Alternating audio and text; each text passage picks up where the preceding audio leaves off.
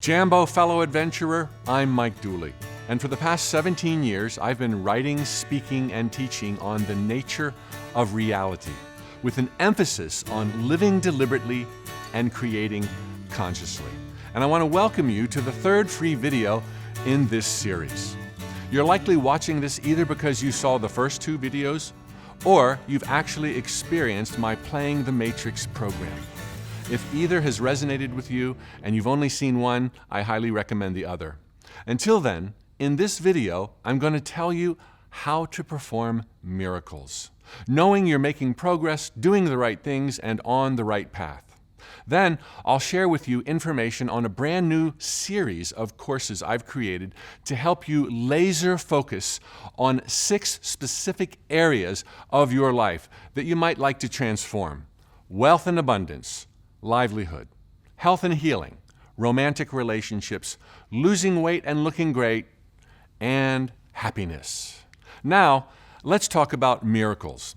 And to do so, I'm going to share more about my journey and some of the ones I've performed.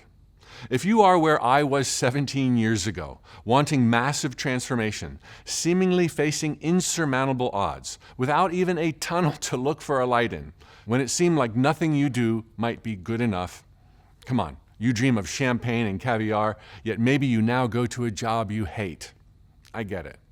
You end up thinking, there's something wrong with you. Stop. You're torturing yourself. You're using your physical senses to judge where and who you are and how to move forward. Die to the illusions that now surround you. They lie. You have what it takes, and that you even dream means they can be achieved. The key lies in understanding the truth about performing so-called miracles and therefore knowing how to orchestrate mind-blowing comebacks. It boils down to one word: faith. Through understanding, not blind faith. Understanding the miraculous mechanics behind all manifestations through which you will grasp that you already perform them.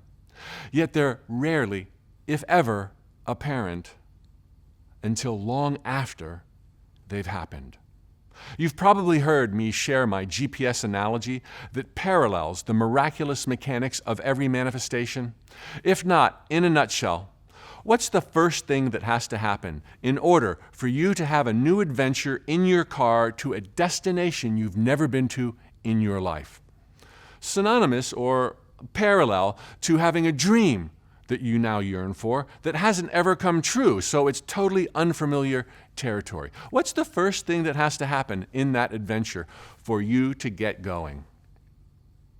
You have to program the gizmo with the destination, the end result. You don't tell it how to get there, you don't know. And the same is true in life. All adventures into transformation begin with the end. What is it you really want? And then, in your car, step 2. What is it?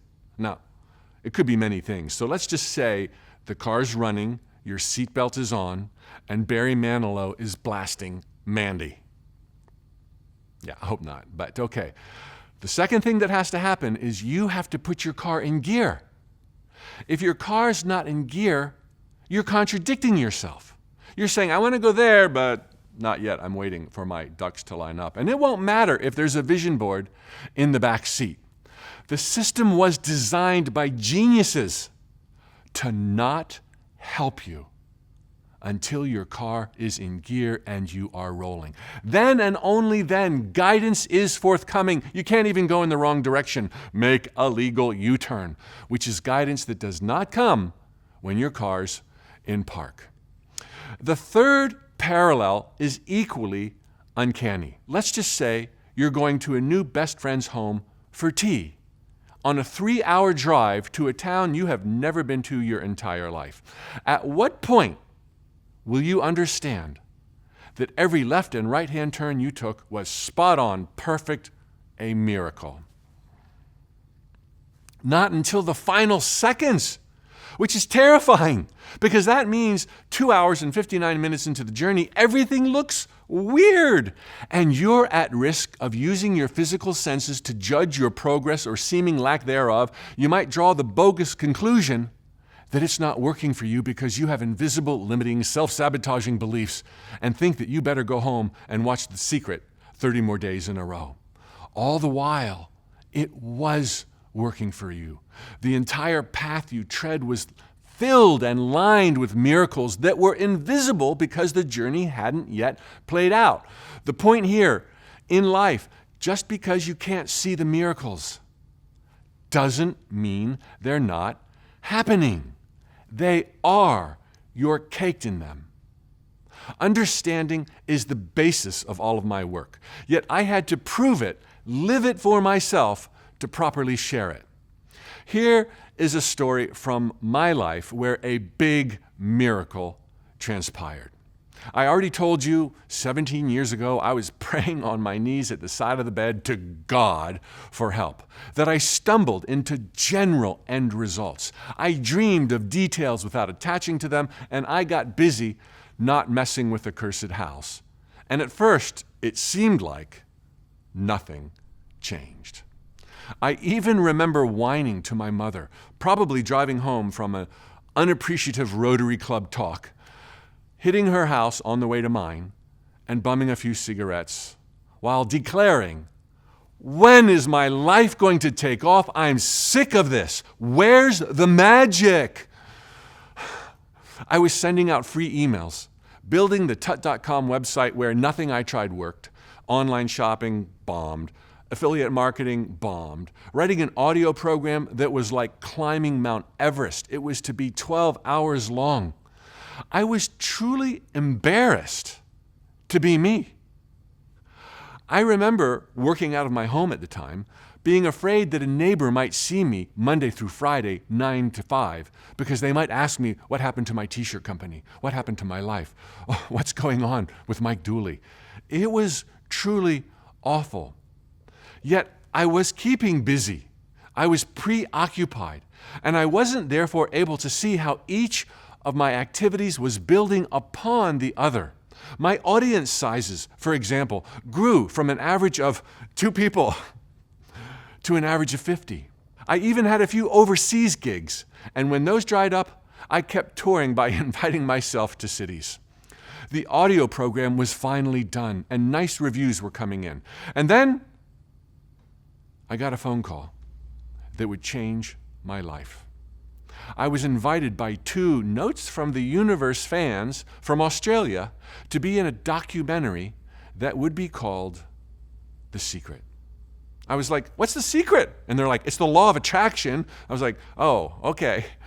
Believe me, I had no idea of what it would turn into, nor did I know a single other person in the film. There was no scripts for any of us. I just knew my little contribution, and I did it for free. So something huge, I can see in hindsight, was afoot. Did I know it? No way. Still, feeling that nothing was happening in my life, I took on one of 2 coaching clients in my entire life. And this guy was in dire straits. And at some point in the call, he said, "When is my life going to take off? I'm sick of this. Where's the magic?" Words that sounded very, very familiar to me. But I couldn't place them at first until I realized they had been mine. But at that point, I had to ask myself when, because things were moving along enough that I wasn't bad-mouthing it. Things were better, much, much better, and I gasped. It was almost scary. When I wasn't looking, the miracles were piling up. It was as if in those evenings on my knees, praying to God above, giving her general end results, that I followed up with details, visualizing that I didn't insist upon, and baby steps where I diversified. The universe was like, "I know exactly how to do this. You need to get some content together, build up your database, develop a shopping cart system to take credit cards." All the things I had done that were failures to my eyes, to the physical senses at the time that I did them, were the building blocks for what was now happening in my life. Everything was lining up. And the scariest part about this was, there was no night when I went to bed and my life sucked. And the next morning, "Oh man, I totally made it. I'm on the yellow brick road." There is no day that you cross some visible tipping point. There is only a very slow, gradual metamorphosis. As you take a step, the universe takes 10,000 invisible steps. You don't notice the change, but you keep taking them 10,000 more, 10,000 more. And there's this slow metamorphosis, and you're still of the mindset that this is hard work, this is sucky, it's not working, when in fact it's working, and your inevitable success is just around the corner, guaranteed, so long as you keep showing up, even though you think it's not working. Do you see how vulnerable we all are at quitting, even though the ship of our dreams was just a breath away? On top of that, a year later, The Secret was released, and it just blew up. My profile went sky high. Now, I don't know what day Rhonda and Glenda signed up for Notes from the Universe, but I would almost guarantee that it was a day during which I did some bad-mouthing of my life, probably to my mother, with a cigarette in my hand. Things didn't look good, but it was the biggest day of miracles of my entire life. Can you imagine what a mistake it would have been if I had kind of just phased out and said, this is not who I am. I've never liked speaking. I'm terrified. Can you imagine if I had quit? Can you imagine if I had turned down the free interview request to be on an unknown documentary? We wouldn't be having this conversation. You're that close right now. Persistence and not drawing false conclusions with your physical senses that nothing is happening is your ticket to performing miracles. There are probably already miracles you've performed in your life with regard to dreams you now are yearning for that just haven't become apparent yet. And then, if I may, another miracle-ish thing happened.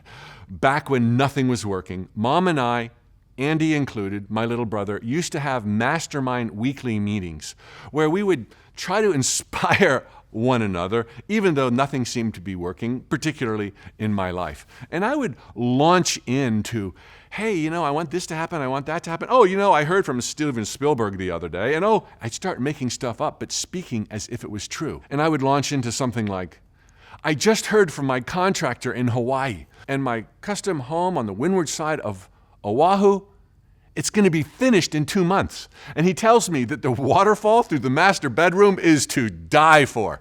And I would talk with a straight face like this was really happening, and I would talk about their dreams in the past tense, like, how was it in Kathmandu, Andy? And how was it in Hollywood, Mom? As if their dreams had already come true, and we would take turns. The universe once said in a note, playing make-believe is the fastest way to believing. And believing is the fastest way to receiving. So long as you have general end results, you're getting into the details without attaching, and not messing with a cursed house.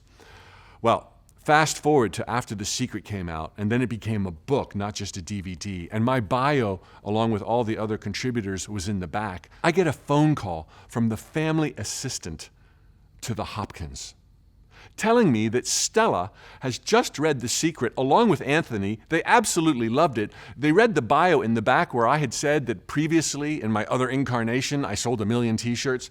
And Stella would like to have a word with me. Do I have time? I had time. So I'm talking with Stella Hopkins, who tells me what I already knew.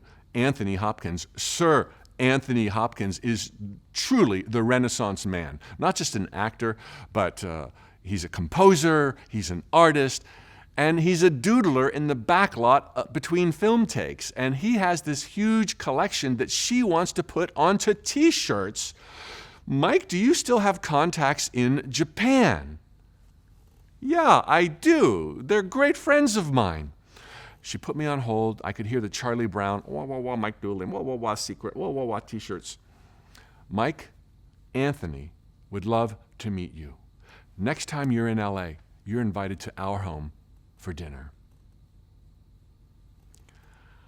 Oh my God. I had to call somebody right away. And who else but my little brother, Andy. Andy, you will never believe who's just called me and invited me to their home for dinner. Hannibal Lecter. He was like, what? He was like really annoyed. I told him the whole story, and then he thinks I'm pretending. He thinks I'm playing make-believe, and he's like, oh, that is so cool, Mike. What are you doing? You're late. You're late for my barbecue. I'm like, what? What are you talking about? He said, you better hurry up. Jay-Z and Beyonce just showed up. Click. This stuff works. You are a divine gladiator, a tidal wave of love and joy who chose this lifetime to blow the lid off of it. If you've got a dream, it's meant to come true. You can do it. Your thoughts become things, and you are truly being pushed on to greatness every single day. Fellow adventurer, the solution to performing miracles lies in understanding that just because you can't see them doesn't mean they aren't happening. Have faith. Only in hindsight do they appear. Which means as long as you're moving with general end results, giving latitude and leeway to divine intelligence, and you aren't attaching and insisting to details and hows, you're already performing miracles, and your tipping points have already been reached. Thanks for tuning in to this course. For your comments and the sharing on this page, they have meant the world to me. As I mentioned, for those of you who want more, I have a brand new matrix-based, laser-focused series that includes how to spark transformation in your life with regard to these general areas: wealth and abundance, livelihood, health and healing, romantic relationships, losing weight and looking great, and of course, happiness. In every one of them, I've shared over 100 real-world examples of how to generally define your end results, get into the details without attaching, and how to take baby steps without messing with the cursed hows. Don't miss your chance to register for these courses. I've taught the Matrix now for over 10 years to 100,000 people in 132 cities within 34 countries upon 6 continents. And some have said their time spent with me amounted to the best day of their life so far. You deserve all that your heart longs for. Let me show you how to get it. And until we meet again, remember, thoughts become things, and you are adored.